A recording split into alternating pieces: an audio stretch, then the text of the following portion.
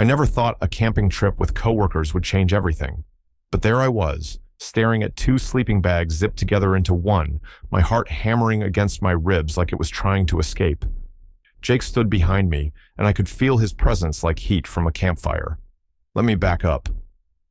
3 weeks ago, our marketing team decided we needed a bonding retreat. You know the type: trust falls, team building exercises, the whole corporate package. Except our manager, Lisa, had this brilliant idea to make it authentic. A real camping trip. Tents, hiking, cooking over an open fire.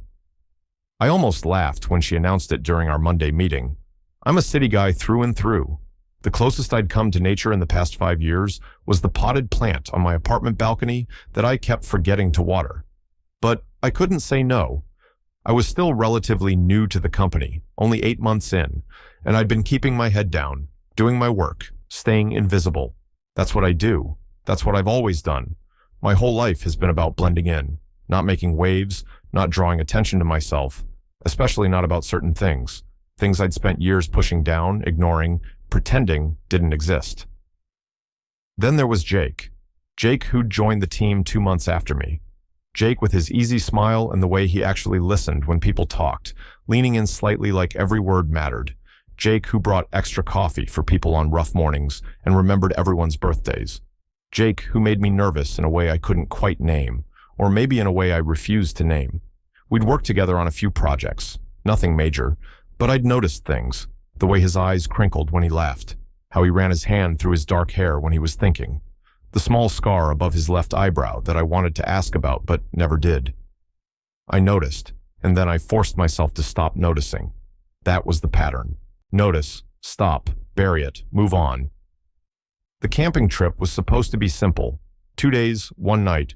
We'd drive up Friday after work, camp Friday night, do team activities Saturday, drive home Saturday evening. Easy. Except nothing about it felt easy from the moment Lisa started assigning tent partners. She decided to mix up the usual work groups, trying to get people who didn't normally collaborate to connect. Made sense in theory. In practice, it meant my carefully maintained distance from Jake was about to collapse. Because of course, she paired us together. I felt my stomach drop when she said our names together. Jake looked over at me from across the conference room and smiled. Just a regular, friendly smile, nothing special about it. But I felt it everywhere. I managed to smile back, give a little nod, act normal. Inside, I was already catastrophizing. 2 days in close quarters with someone who made me feel things I'd spent my entire adult life trying not to feel. Great. Perfect. Totally fine. The week leading up to the trip was torture. I kept telling myself it would be okay, professional, casual. We'd be with the whole team anyway. Plenty of buffer, plenty of distraction. I could handle 2 days. I'd handled much harder things. I'd handled years of hiding, of careful word choices, of monitoring every glance and gesture. I could handle this. Friday arrived with that perfect late spring weather that makes you believe in fresh starts. The drive up to the campground took about 2 hours, and we carpooled in 3 vehicles. I ended up in Lisa's SUV with Jake, our colleague Marcus, and Sarah from accounting. The conversation was light, easy. Work gossip, weekend plans, someone's terrible dating app story. Jake sat next to me in the back seat, our shoulders occasionally touching when Lisa took turns too fast. Each touch felt electric. I kept my eyes on my phone, pretending to be absorbed in emails. The campground was more rustic than I'd expected. Actual wilderness, trees everywhere, the smell of pine and earth, the sound of a creek nearby. Our spot was a clearing with a fire pit and enough space for 5 tents. The sun was already starting to sink lower, casting everything in golden light. Setting up camp was chaos in the best way. None of us really knew what we were doing, except for Tom from sales, who apparently did this every summer with his kids. He became our unofficial guide, showing us how to stake tents properly, where to store food away from animals, how to get the fire going. I was hammering stakes into the ground when Jake appeared next to me with our tent bag. Our tent. The reality of it hit me again. We'd be sleeping maybe 3 feet apart, maybe less. I could already feel the anxiety building. Jake was good at this naturally. He'd gone camping with his family growing up, he told me, as we worked together to figure out the tent poles. His hands were steady and sure, while mine fumbled with the unfamiliar equipment. He didn't make me feel stupid about it, though. He just quietly helped, his shoulder brushing mine as he reached over to show me how a connector worked. We got the tent up as the sun touched the horizon. It was smaller than I'd imagined. A two-person backpacking tent, compact and efficient. I could see our sleeping bags already inside, still in their stuff sacks, waiting to be rolled out. The space looked impossibly intimate. Dinner was a group effort around the fire. Hot dogs and beans, simple camping food that somehow tasted incredible in the open air. The team was relaxed in a way we never were in the office. Marcus told stories that had everyone laughing. Sarah shared some surprisingly good whiskey she'd brought in a flask. Even Lisa seemed like a different person, less manager and more just one of us.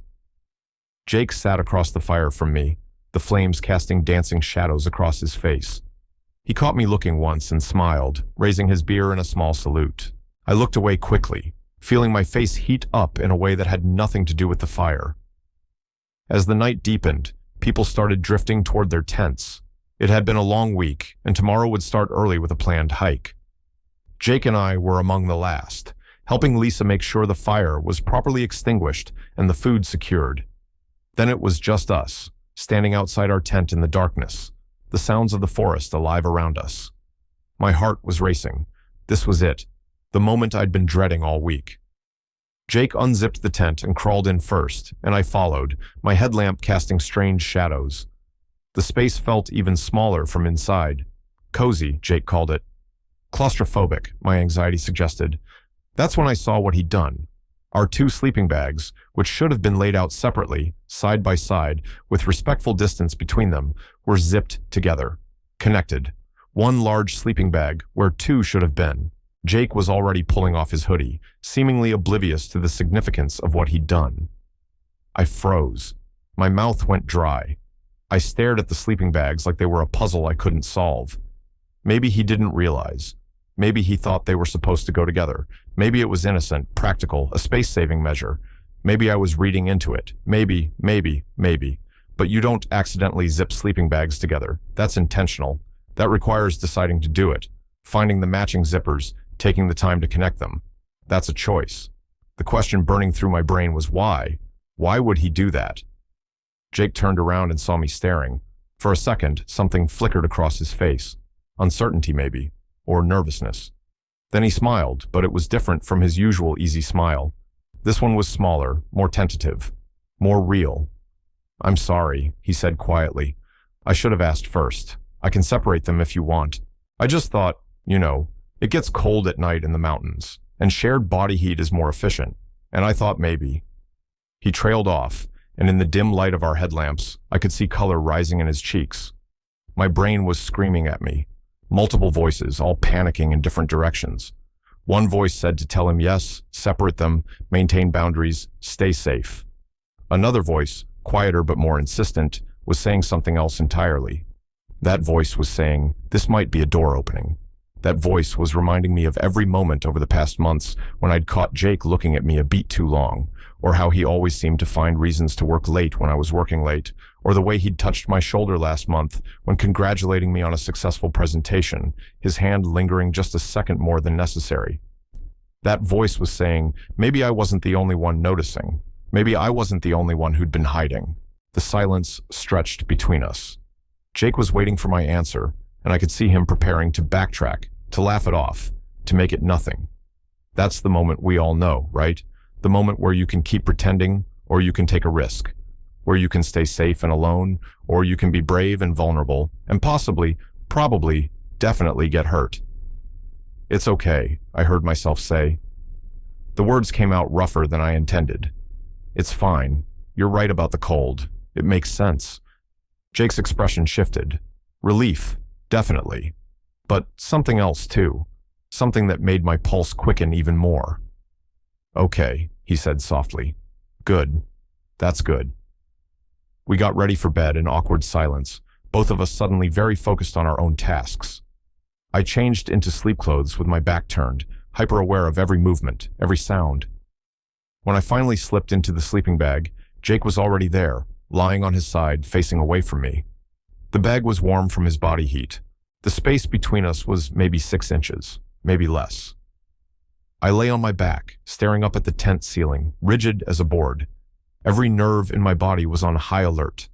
I could hear Jake breathing. I could feel the warmth radiating off him. The sleeping bag smelled like him, something clean and slightly woody that made my head spin. This was insane. I was lying in a sleeping bag with a coworker, a guy I'd been half in love with for months without admitting it to myself, and I had no idea what was happening, or what it meant, or what I was supposed to do. Jake shifted slightly, and his shoulder brushed against my arm. "Sorry," he murmured. "Tight fit." "It's fine," I said again. That seemed to be my only response tonight. Everything was fine. Nothing was fine. Everything was terrifying and electric and impossible. "Can't sleep?" Jake asked after a few more minutes of silence. "No." "You?"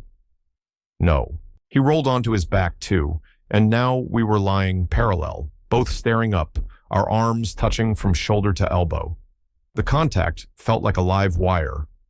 "My whole life, I've been good at camping," he said quietly. "Done it 100 times. Never been this awake in a tent before." My heart was pounding so hard I was sure he could hear it. "Why not?" I managed to ask. "I think you know why." His voice was barely above a whisper. The forest sounds seemed to grow louder around us. An owl somewhere in the distance, the creek babbling, the wind through the trees. Inside our small tent, the silence was deafening. I could feel the moment stretching, pulling, about to snap into something irrevocable. I turned my head to look at him. He turned his head to look at me. Our faces were inches apart. In the darkness, I could just make out his features, the shape of his mouth, the shadows of his eyes. He was scared, I realized, just as scared as me, just as uncertain, just as hopeful. "I've been noticing you," I said. The words fell out before I could stop them. "For months. I've been trying not to, but I have been." Jake's breath caught. "I know," he said. "I've been noticing you noticing me, and I've been noticing you too. Obviously. That's why He gestured vaguely at the sleeping bag situation. "I'm sorry if I pushed too hard. I just thought maybe if we were here, away from the office, away from everything, maybe we could stop pretending." "Stop pretending what?" "That we don't feel this, whatever this is." He shifted slightly closer, and I could feel his breath on my face. "I've been trying to figure out how to tell you for weeks, months maybe, but you're so careful, so guarded. I didn't know if you were interested or if you were straight, or if I was reading everything wrong. And at work, I couldn't risk it. But here, tonight, I thought maybe." "Maybe," I echoed. The word felt full of possibility. We lay there, facing each other, the tension between us thick enough to touch. Every moment that passed made my courage grow a little stronger, made the fear a little quieter. This was real. This was happening. Jake had feelings for me. Jake had zipped our sleeping bags together because he wanted to be close to me. Jake was lying here in the darkness, being vulnerable and honest in a way I'd never allowed myself to be. "I'm terrified," I admitted. "I've spent so long hiding, being careful, not letting anyone see. I don't know how to do this." Jake reached out slowly, telegraphing his movement, giving me time to pull away. His hand found mine in the darkness between us. His fingers were warm, slightly rough. They curled around mine with a gentleness that made my throat tight. "Me too," he said. "I'm terrified too. But I'm more terrified of pretending anymore, of going back to the office on Monday and acting like nothing exists between us when I think about you constantly, when I look for you in every room, when my whole day gets better just because you smiled at me." I squeezed his hand, unable to speak past the emotion welling up in my chest. No one had ever said anything like that to me. No one had ever seen me like that. For so long, I'd convinced myself I was invisible, that my feelings were something to be ashamed of, hidden, locked away. And here was Jake, in the darkness of a tent on a mountain, telling me he saw me, really saw me, and wanted me anyway. "Can I kiss you?" Jake whispered. "Please, I've wanted to for so long." "Yes." The word came out as barely a breath. "Yes." He moved slowly, carefully, his hand coming up to cup my cheek. His thumb brushed across my skin, and I shivered. Then his lips were on mine, soft and questioning, and perfect. The kiss was gentle at first, tentative, both of us learning each other. Then something shifted, deepened. My hand came up to tangle in his hair, pulling him closer. He made a small sound that shot straight through me. We kissed like we were making up for lost time, for all the months of careful distance and unspoken wanting. His arms wrapped around me, pulling me against him, and I went willingly, desperately. The sleeping bag cocooned us together in our own private world where nothing existed except this moment, this feeling, this rightness. When we finally broke apart, we were both breathing hard. Jake rested his forehead against mine, his hand still cradling my face. "Okay," he said, and I could hear the smile in his voice. That was worth 6 months of pining. I laughed, surprising myself. "Only 6 months? Try 8. You've been counting too. Every single day." I kissed him again, softer this time. "Thank you," I said, "for zipping the sleeping bags together, for being brave enough for both of us." Jake pulled me closer, arranging us so my head was tucked under his chin, his arms around me, our legs tangled together. "This okay?" he asked. More than okay. It was perfect. For the first time in longer than I could remember, I felt safe, seen, accepted. All the fear that had been my constant companion started to quiet, replaced by something warm and hopeful spreading through my chest. We talked for hours in whispered voices, about how we'd both been hiding, about the moments we'd almost said something, about how terrifying and exhilarating this was, about what it might mean going forward. We didn't have all the answers, but we had this. We had each other. We had a starting point. Eventually, exhaustion caught up with us. Jake's breathing evened out, and I felt him relax into sleep, his arms still around me. I lay there a while longer, savoring the feeling of being held, of being wanted. Outside, the forest had settled into its nighttime rhythms. Inside our small tent, everything had changed. I thought about Monday, about going back to the office, about what came next. It was scary, but lying there in Jake's arms, feeling his heartbeat against my back, steady and sure, I felt something I hadn't felt in years. Hope. Real, genuine hope that maybe I didn't have to hide anymore. Maybe I could be myself. Maybe I could be happy. I woke to early morning light filtering through the tent and the sound of voices outside. For a disoriented moment, I didn't remember where I was. Then I felt Jake's arm draped across my waist, his breath warm against the back of my neck, and everything came flooding back. I smiled before I could stop myself, a grin so wide it almost hurt. Jake stirred behind me, pulling me closer for a moment before consciousness fully returned to him. Then he tensed slightly. "Morning," he murmured against my shoulder. "Morning." I turned in his arms to face him. His hair was messed up from sleep, and there were pillow creases on his cheek. He looked beautiful. I wanted to memorize this moment, this feeling. "No regrets?" he asked quietly, vulnerability clear in his eyes. "None. You? Not even close." He kissed me softly, and I melted into it, still amazed that I could do this, that this was real, that he wanted this too. A voice outside called for everyone to get up for breakfast. Reality was seeping back in. We'd have to leave this tent, face our coworkers, figure out how to navigate this new thing between us in front of other people. The thought made my anxiety spike. Jake must have seen it on my face. "Hey," he said gently, "we don't have to tell anyone anything. We can take this at whatever pace you need. There's no rush. I'm not going anywhere." I kissed him again in response, pouring everything I felt into it. When we broke apart, I took a breath and made a decision. "Actually," I said, surprising myself with my own courage, "I think I'm tired of hiding. Maybe not a big announcement or anything, but I don't want to pretend there's nothing between us, not anymore." Jake's face lit up with a smile that made my heart stutter. "Yeah? Yeah. I'm scared, but I'm more scared of losing this, of losing you, of going back to how things were before. You're not going to lose me." Jake squeezed my hand. "We'll figure it out together.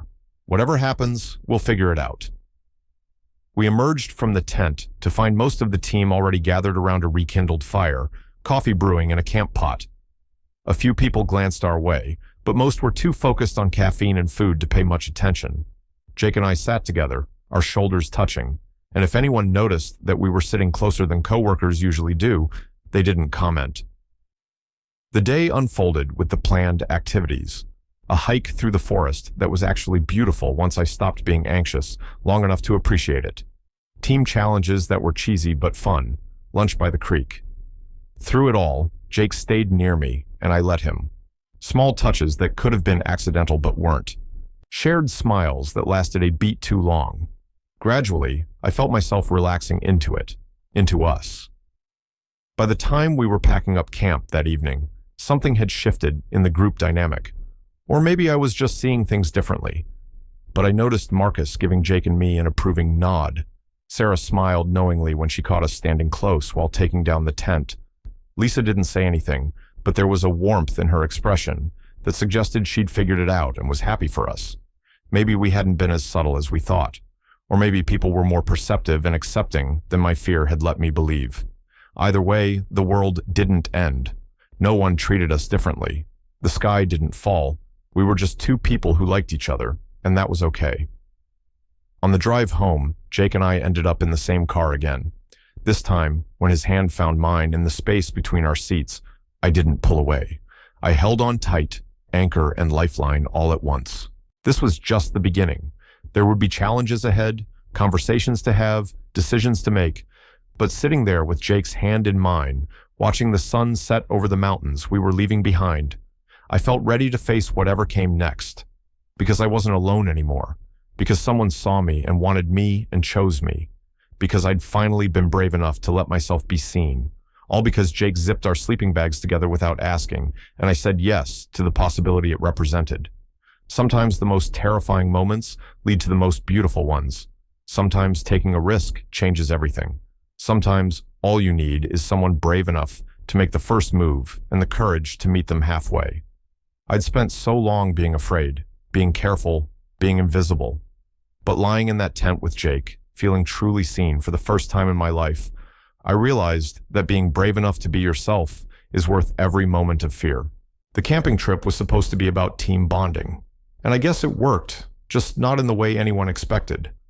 I bonded with Jake in a way that changed both of our lives. I found something I didn't even know I was looking for. I found myself. I found the courage to stop hiding. I found someone who made hiding feel impossible and unnecessary. Monday came and we went back to work. But everything was different, better. Jake and I figured out our rhythm, navigating the office with a new understanding between us. Some people knew, some people guessed, some people probably didn't care. And that was okay. All of it was okay. Because at the end of the day, when Jake smiled at me across a conference room, or found an excuse to stop by my desk, or sent me a text that made me grin like an idiot, I remembered that night in the tent. The moment when everything changed. When I stopped being afraid and started being alive. When two sleeping bags zipped together became the beginning of everything. That's the thing about taking risks. You never know what's waiting on the other side until you're brave enough to find out. And I'm so grateful I was brave enough, that Jake was brave enough, that we found each other in the darkness and decided to step into the light together.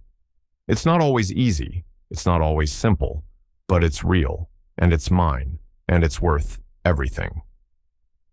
Total char count, 24,847.